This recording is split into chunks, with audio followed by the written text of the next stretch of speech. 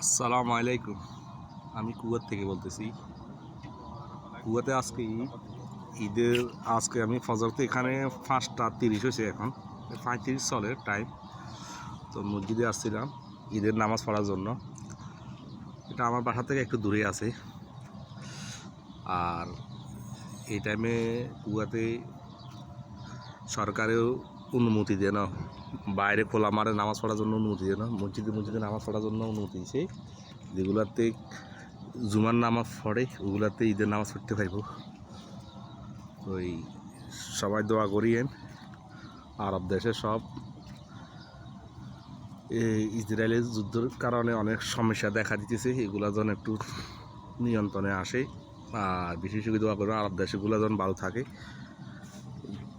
বিপদের জন্য পড়ে। কারণ আরব দেশে অনেক বাঙালি কাজ করে। এক একটা বাঙালির ফ্যামিলিতে 10-12 জন করে আছে। সবাই ফ্যামিলিগুলারে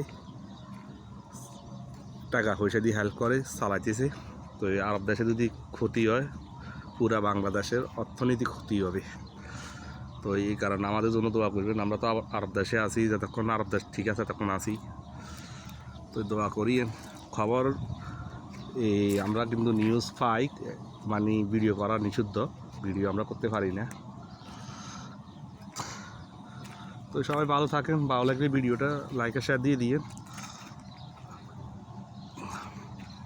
আকাশের কালার আপনার এরকম। আজকে বৃষ্টি হয়েছে, অনেক বৃষ্টি হয়েছিল রাত্রে। আল্লাহ হাফেজ।